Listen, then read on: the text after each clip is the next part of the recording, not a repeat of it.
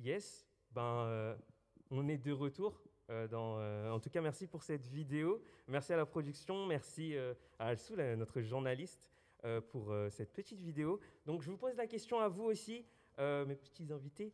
Est-ce qu'on devient chrétien en grandissant au sein d'une famille chrétienne? Est-ce que quelqu'un souhaite réagir à la vidéo?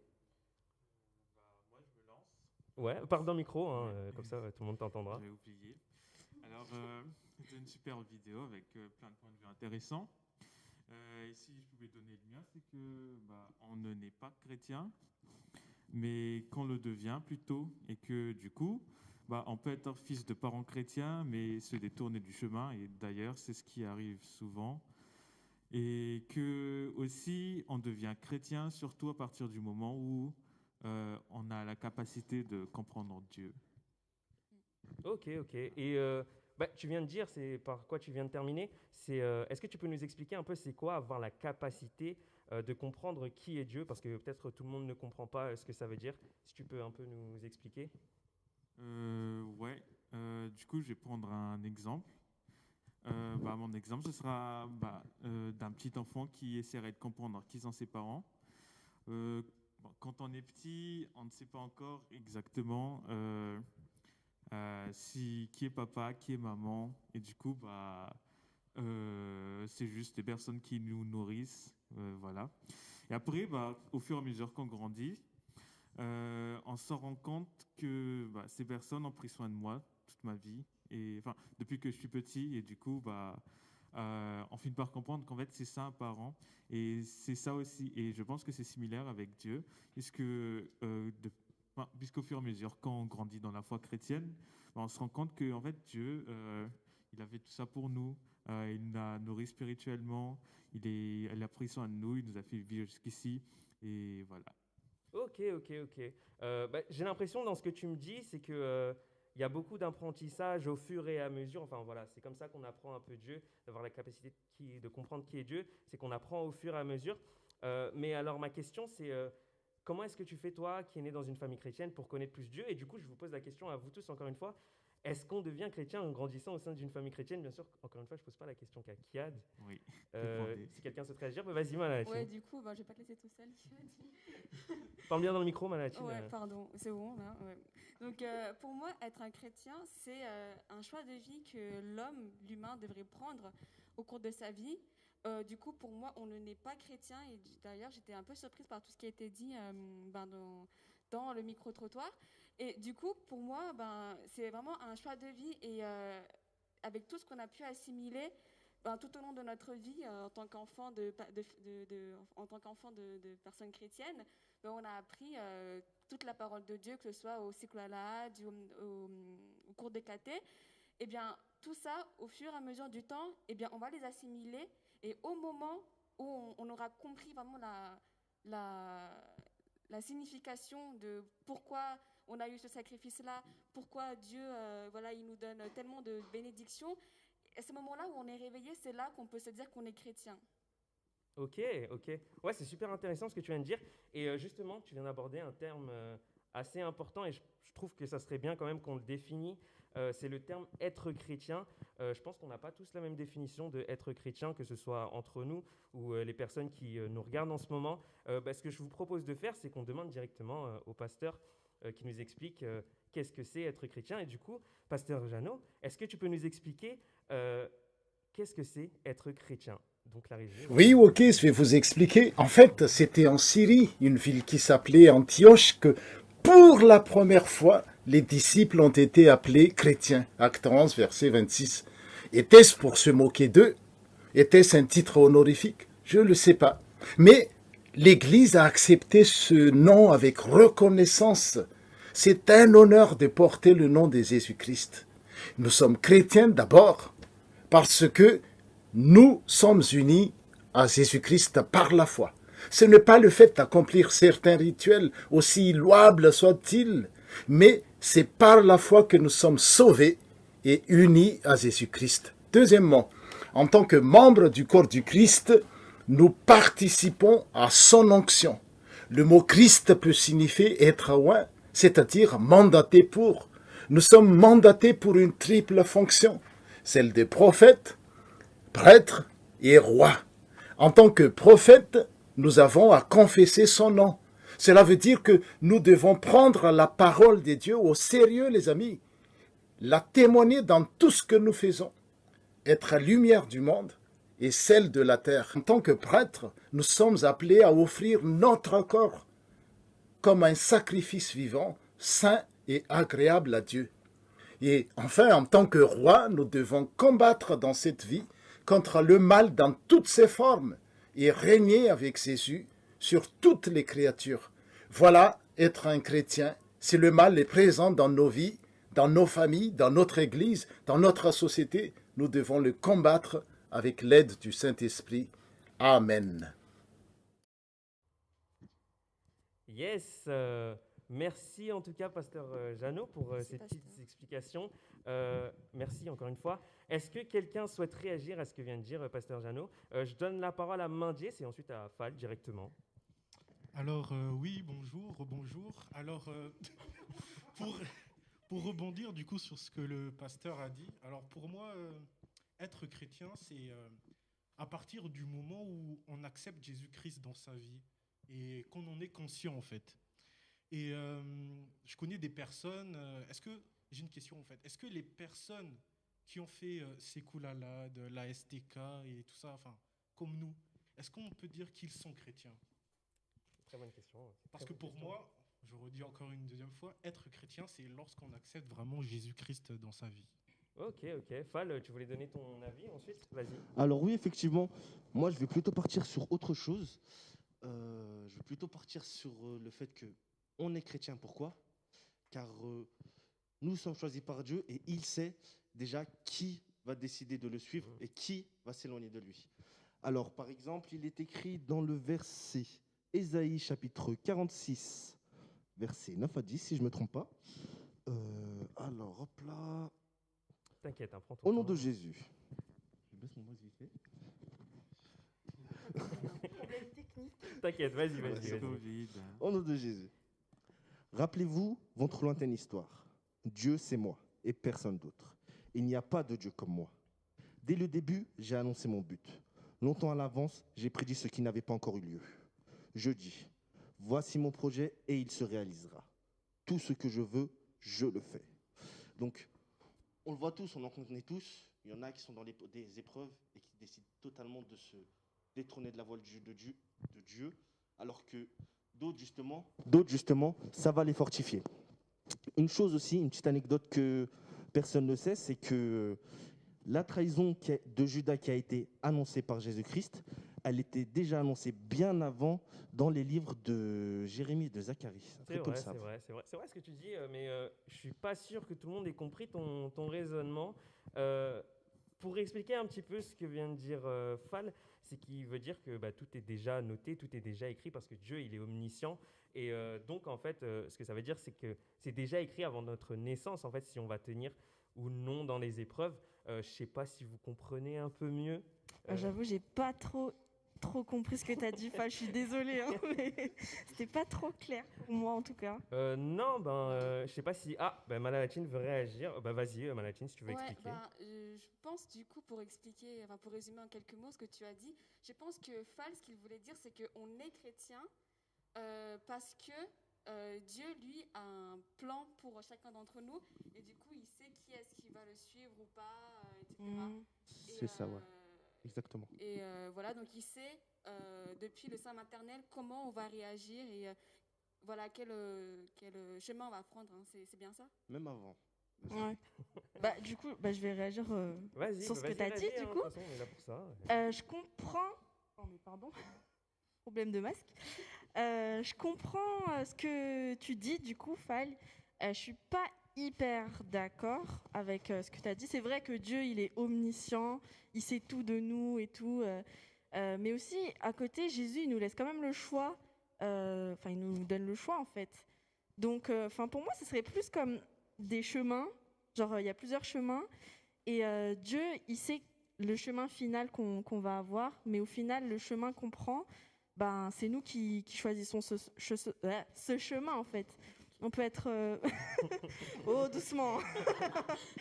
On peut être prédestiné à être chrétien mais pas encore prendre ce chemin-là, genre à un moment T, quoi. Se dire, on peut prendre ce chemin peut-être plus tard, quoi. Et Dieu, en fait, je pense qu'il nous laisse cette possibilité de choisir, même si il nous dit clairement, ben, mon enfant, vas-y, viens, c'est mieux chez moi, quoi. Mais voilà. Et au final, si tu dois être chrétien, enfin, tu seras chrétien tôt ou tard, quoi. Ok. Ouais, vas-y, Magis, Il y a un truc en fait qui me chiffonne depuis tout à l'heure. C'est quoi? Dis-nous tout. Dis-nous tout. C'est Dis-nous tout. en fait, j'ai pas compris en fait. Vous parlez de né.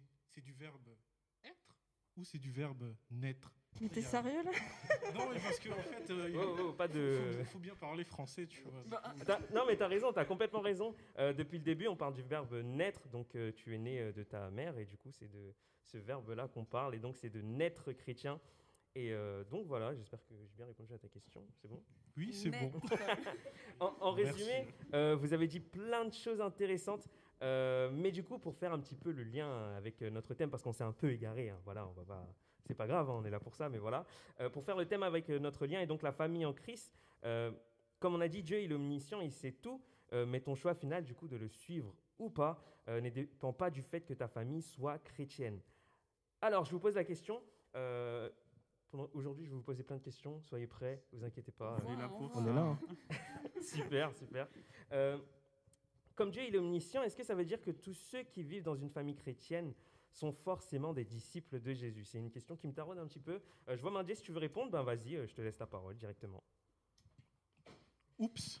Bon, Aïe, il a fait tomber. On dira pas quoi, mais... alors du coup, Maë, pour répondre à ta question, Yes, dis-moi. je pense qu'en fait, on ne répond pas toujours aux invitations que Dieu nous donne. Mhm. Je pense qu'on devient chrétien, mais on sait tous qu'on est tous des enfants de Dieu, mais on devient chrétien au moment où en fait on a une relation avec Dieu. Tu vois, Dieu il nous connaît Mhm. et on commence à prier, à lui parler de ce qu'il y a réellement dans notre cœur. Donc, je pense en fait qu'il est vraiment indispensable dans notre vie et on ne peut rien faire sans lui, quoi. Effectivement. Yes, Madalatine, tu veux... Oui, du coup, ça m'a fait penser à. Je suis totalement d'accord avec ce que tu avais. À ce que tu as dit. Ce qu'il vient de dire, c'est ça que tu Ce voulais que dire. tu viens de dire. Et ça me fait penser à justement un verset, c'est juste pour continuer, pour compléter ce que tu as dit. Et se trouve dans Galates 3, 26. N'hésite pas à parler dans le micro, sinon les... Ah, je suis désolée. C'est pas grave, 3, t'inquiète pas, 26, Malatine. 27, 26. Ouais. Ok, du coup, je vais vous le lire au nom de Jésus. Vous êtes tous fils de Dieu par la foi en Jésus-Christ. En effet, vous qui avez été baptisés en Christ, vous vous êtes revêtus de Christ. Amen. Amen. Amen. Yes, merci Malalatine pour ce petit verset, merci Mandies. Est-ce qu'il y a forcément un moment dans nos vies, un moment précis, je veux dire, où on s'est dit, j'ai une révélation, j'ai rencontré Jésus et je vais le suivre? Est-ce qu'il y a un jour précis ou est-ce que cela se fait progressivement, petit à petit? Mandies, si tu veux encore réagir, vas-y. Oui, désolé, je parle un peu beaucoup. Mais non, t'inquiète pas. Du coup, je vais parler en fait d'une expérience, encore une deuxième fois, Encore. personnelle. Jamais 203, hein. Désolé. Les aléas du Bon, direct. je vais finir.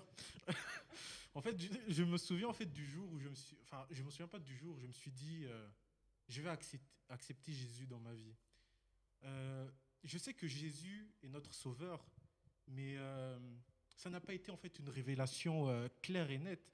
Parce qu'en fait, j'ai toujours vécu dans une famille chrétienne. Mhm. J'ai toujours baigné dans la parole, on est toujours allé au culte, etc. Mais je n'ai pas en fait le souvenir du jour où je me suis dit tu vois, une sorte de révélation. Carrément, tu vois. ouais. Et par contre, quand je suis confronté à des épreuves, là, oui, ça a confirmé que effectivement, j'ai vraiment besoin de Jésus dans ma vie. Ok, justement, tiens, tu viens de parler d'épreuves. Une petite question en parallèle. Est-ce que justement, c'est pas grâce à ces épreuves que tu t'es dit c'est bon, je l'accepte ou là, j'ai besoin de toi? Bon, je pose la question à tout le monde, j'ai dit tu, mais je pose la question à tout le monde. Ouais, Fall, vas-y. Ouais, j'aimerais réagir sur ce que tu as dit. Oui. Mais Ouais, non. j'ai zappé. Ah, Pardon. je suis en live, je fais ça en direct. Pardon. Les aléas du direct. Ouais, Ouais, vas-y. Du coup, je prends la parole, Fall. Pour moi, la foi, c'est genre c'est comme une graine en fait. C'est comme une idée qu'on a mis dans notre cœur et elle grandit petit à petit. Ça me fait penser à un verset dans Matthieu. Attendez, il faut que je retrouve le verset du coup. Attends. T'inquiète, Prends prends ton ton temps. temps. Mathieu, t'as du mal aujourd'hui avec Je sais pas ce que les j'ai affaires, aujourd'hui. tu peux tout Deux tomber. mains. J'ai deux mains veux gauches qu'on tienne aujourd'hui, pour c'est un toi truc de ouf. C'est pas grave, c'est pas grave. C'est bon, Aline, t'as pu trouver ou... Ouais, Vas-y. alors c'est dans Matthieu 13, pardon, versets 31 et 32, que je lis au nom de Jésus. Il leur proposa une autre parabole et il dit : Le royaume des cieux est semblable à un grain de sénévé qu'un homme a pris et semé dans son champ. C'est la plus petite de toutes les semences, mais quand il a poussé, il est plus grand que les légumes et devient un arbre, de sorte que les oiseaux du ciel viennent habiter dans ses branches. Amen. Amen.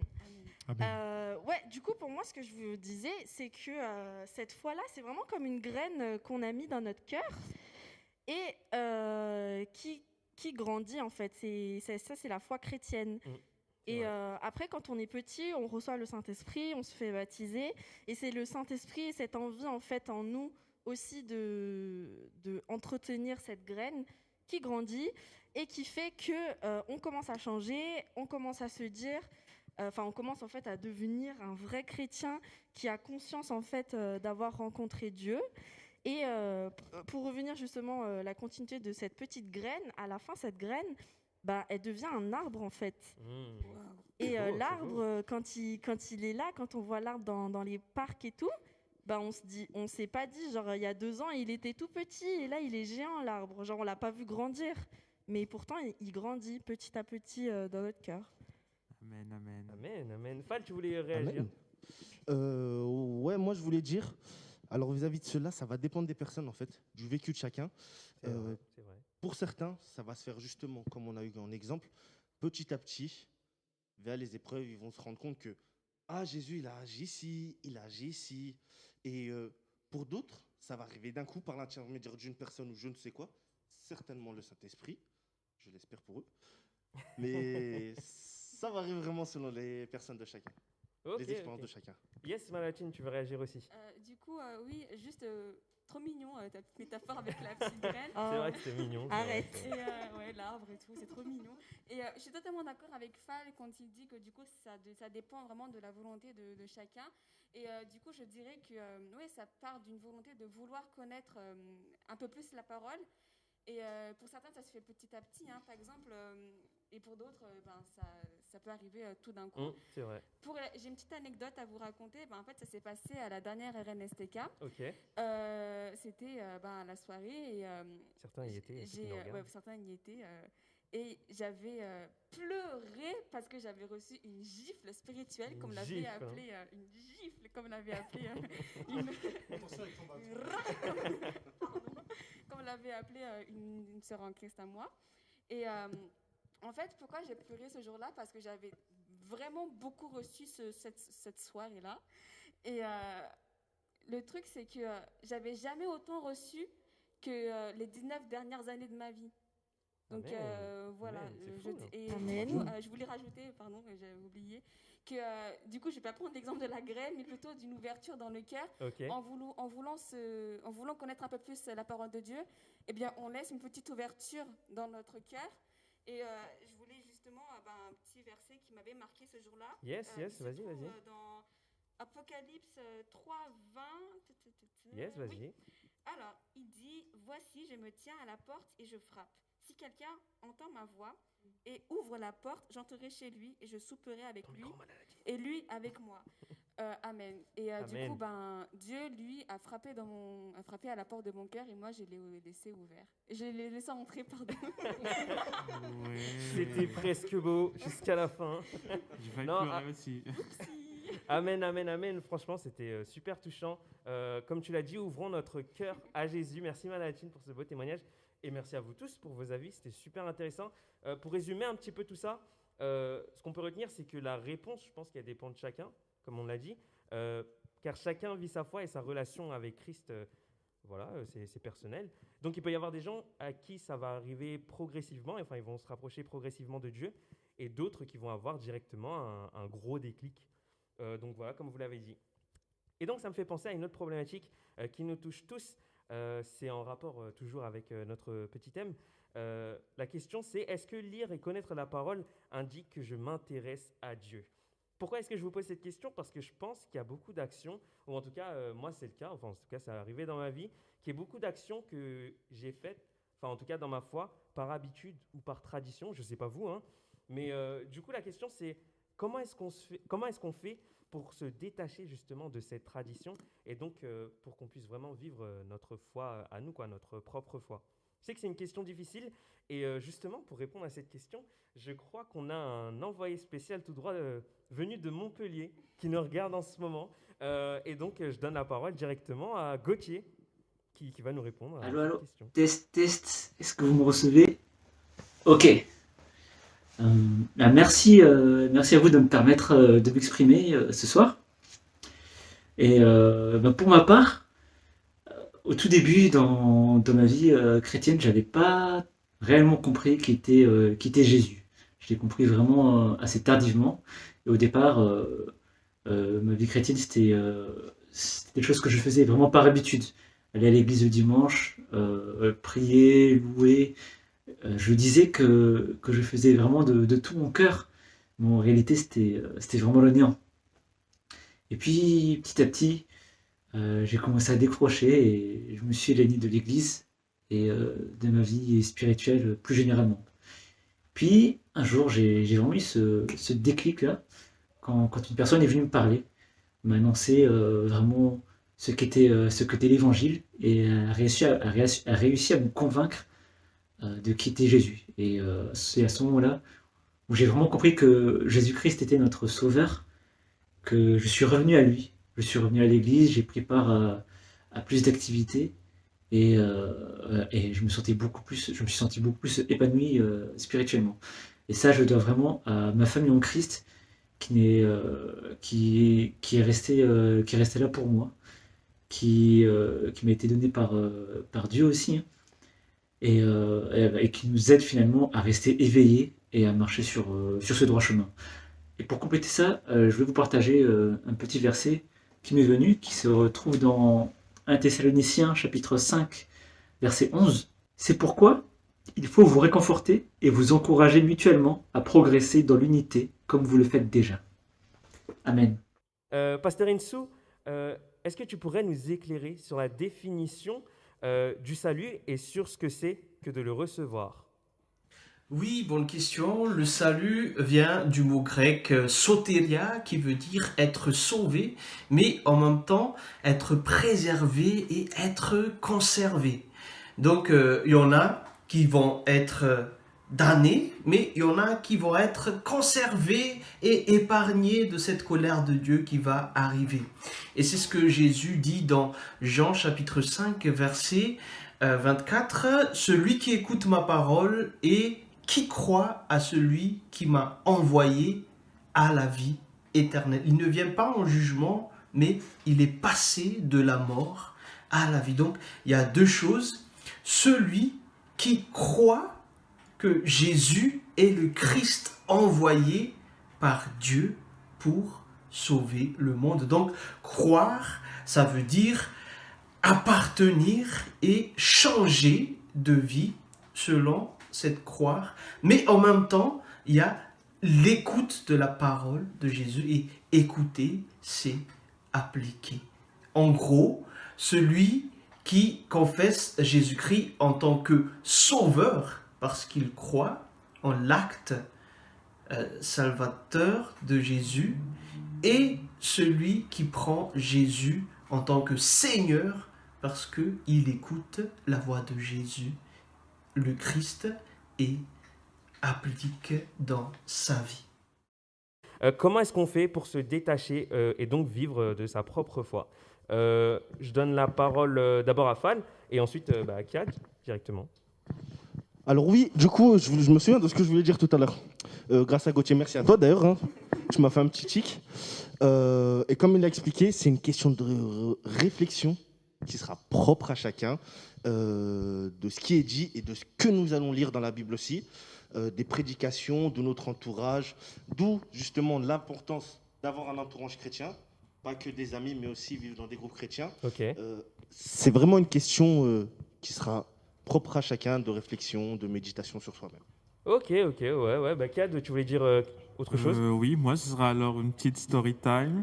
Je vais parler de mon expérience personnelle. Vas-y. Déjà, moi, j'ai commencé à arrêter à l'église, de prier et tout ça parce que c'était plus par tradition dans ma famille. Mhm. Et vu qu'à un moment, je me suis dit que ça me gavait, j'ai arrêté d'y croire. Euh, Grand mot, là, quand T'as même, gavé, hein. carrément, ouais. Gavé, quoi. J'étais gavée. Ok. Mais en fait, à un certain moment, je m'étais retrouvé tout seul et quelqu'un m'avait expliqué que le salut, c'était personnel et que du coup, c'était à moi de faire les efforts si jamais je voulais justement retrouver ce salut. Et du coup, c'était à ce moment-là que j'avais compris que, en fait, tout ce que je fais, Mhm. c'est non seulement pour le Seigneur, mais en fait, ce sera aussi surtout pour moi. Et c'est à partir de là que j'ai commencé ces efforts. Amen, Voilà. amen. Fin de story time. Merci pour cette story time. Bah, merci pour vos témoignages. Comme vous l'avez dit, c'est vraiment une réflexion qu'on a sur soi-même. Mais alors, j'ai une question. Faites des bisous à vos parents parce que ça va concerner vos parents. Mais Est-ce que alors, ça va faire mal? est-ce que l'éducation que nos parents elles nous donnent, est-ce que ça nous influerait pas sur notre foi, enfin sur notre manière de vivre notre foi? Et du coup là, je vais vous demander de prendre beaucoup de recul parce que de faire des gros bisous à vos parents. Et donc pour aller plus loin, est-ce que les parents ils ont échoué en fait dans leur rôle s'ils ne t'ont pas donné cette éducation chrétienne? On prenait un peu de recul sur la question. Malalatine, est-ce que tu voudrais nous répondre peut-être sur ça? Ah ouais, direct comme Ah, ça. direct. Fais Y a pas attention, de- il y a tonton Abel et Tatino qui te regardent. Hein. Bon, bah, comme ça, tout le monde sait comment s'appellent mes parents. Oui. Ok. Alors, est-ce que les parents ont échoué leur rôle de parents si... S'ils n'ont pas donné cette éducation chrétienne. Ok. Alors, je vais répondre en deux fois. Vas-y, t'inquiète. Ok.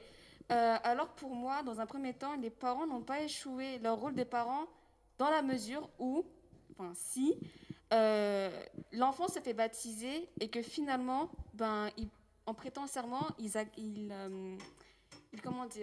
suivent ce qu'ils ont promis devant l'Église, leur famille et devant Dieu, qui est de donner une éducation chrétienne à leurs enfants. Yes. Okay. Du coup, si l'enfant, lui, il suit du coup ses cours de Sekolahad, etc., mais que finalement, il finit par ne pas suivre par sa propre volonté le chemin de Jésus, non, ce n'est pas la faute des parents, ils n'ont pas échoué, Bichette, on va pas leur mettre leur... on va leur mettre sur le parents dos. tout le temps, ouais, voilà, c'est ça. Donc, parce que je me dis que finalement, les enfants, au bout d'un certain âge, ils savent faire la différence entre le bien et le mal. Voilà, ils ont un esprit de discernement. Donc, on va pas mettre la faute sur les parents. Mais les parents ont échoué leur rôle des parents si, toujours dans le cadre du baptême, ils n'ont pas donné du coup cet enseignement biblique à leurs enfants. Ok. Voilà. Et parce que du coup, ils n'ont pas respecté le serment qu'ils ont donné au baptême devant Dieu pour leurs enfants. Voilà. Ok.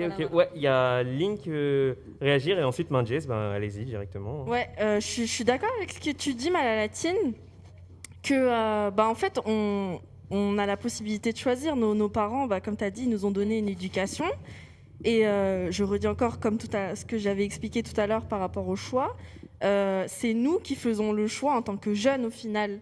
Mais c'est vrai que certains jeunes, ils vont, pas forcément, mais certains vont dévier sachant que, entre guillemets, c'est mauvais.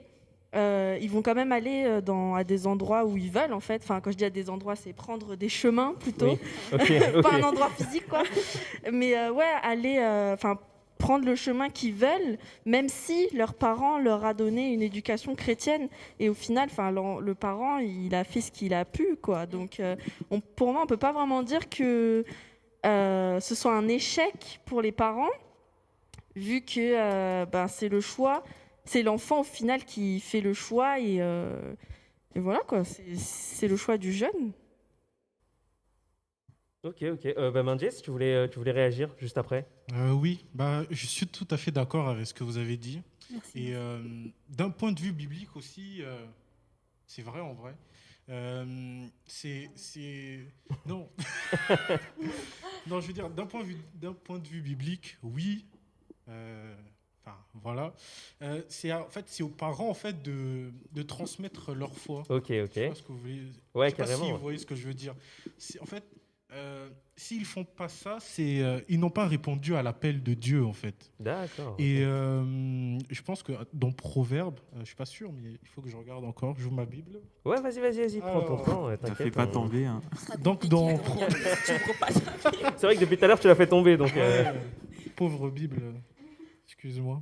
Du coup, dans Proverbe 22, 6, il est écrit au nom de Jésus, instruis l'enfant selon la voie qu'il doit suivre, et quand il sera vieux, il ne s'en détournera pas.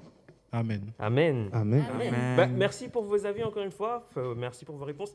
Finalement, si j'ai bien compris, les parents, ils n'ont pas échoué car ils ont donné l'éducation chrétienne à leurs enfants, mais justement, c'est eux, en fait, c'est les enfants qui ont choisi de ne pas suivre Jésus. Et donc, du coup, ça ne serait pas un échec pour les parents, mais, encore une fois, si j'ai bien compris, si les parents ne donnent pas cette éducation chrétienne à leurs enfants, on pourra dire que c'est un peu un échec quand même. Bien sûr, on reviendra dessus juste après parce que, les amis, on arrive à la fin de ce premier axe.